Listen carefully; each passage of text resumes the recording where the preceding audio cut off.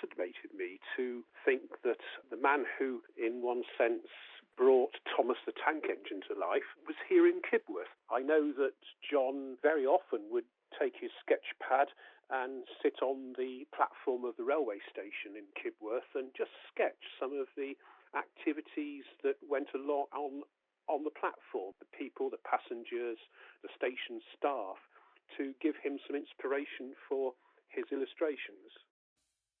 In 1957, Eric Marriott, the editor of the Railway series, was facing a serious problem.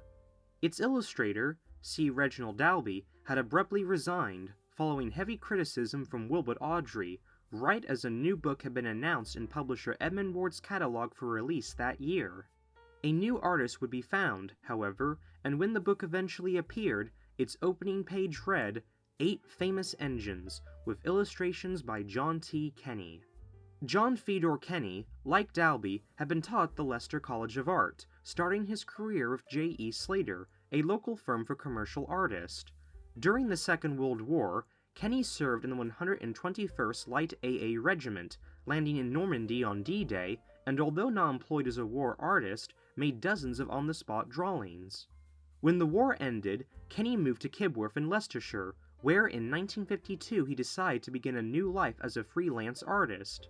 He explained, "Commercial artwork was changing, and I was beginning to feel out of step with new developments. I wanted more time to paint."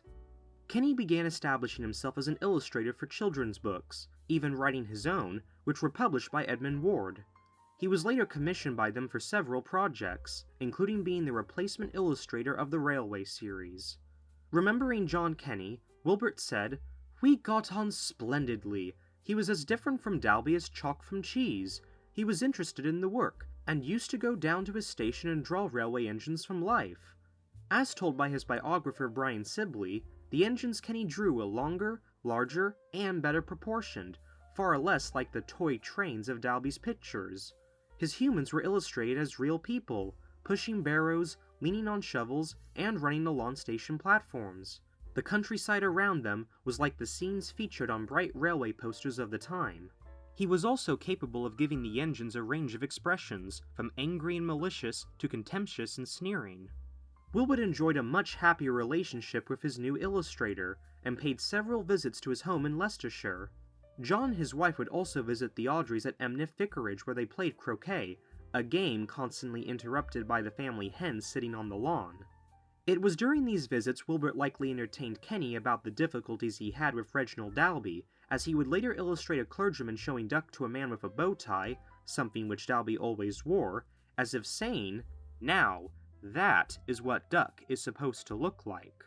There were several other memorable scenes painted by Kenney, such as Thomas and Percy looking out across the quay to the rough sea. Another example, a portrait of the fat controller in his office, displaying his power and authority. For Eric Marriott, one of Kenney's finest pictures was of Gordon, racing across the viaduct trailing smoke and steam, with hillside autumn trees bent in the wind. Not everyone, however, initially approved of John Kenney's work, with some criticizing that the engine's faces had a flatter, paler look. Mrs. Teresa Stewart of Doncaster wrote, "Our small son, age 5, bought the twin engines, and found to his great disappointment that you have a new illustrator, and, sadly, he doesn't seem to understand about lamps on the front of engines." Even Awdry himself had overlooked this mistake, and apologized in his reply to the Stewarts, but quickly came to Kenney's defense, concluding, "The present illustrator is really good, and takes an endless amount of trouble."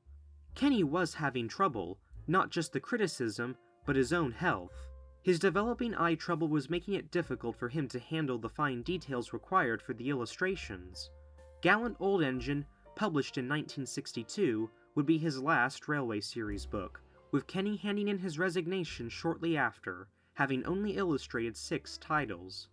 Kenney turned to painting hunting scenes, especially ones with horses, which he had been drawing since he could first hold a pencil. In 1968, he lost sight in one eye, but continued to paint right till the end. John Theodore Kenney passed away on November 27, 1972, the same year an exhibition of his paintings was held in Chicago. He was 61 years old.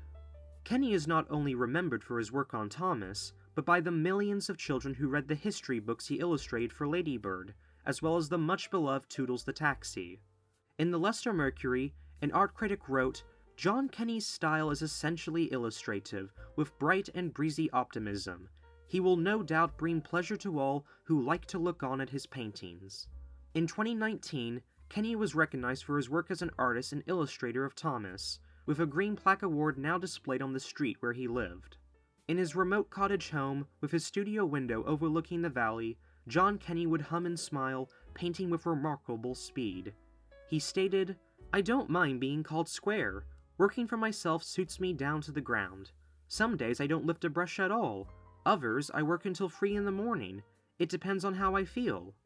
For myself, I love the English countryside, and I love animals, and I love the freedom of being my own boss and being able to paint what I like."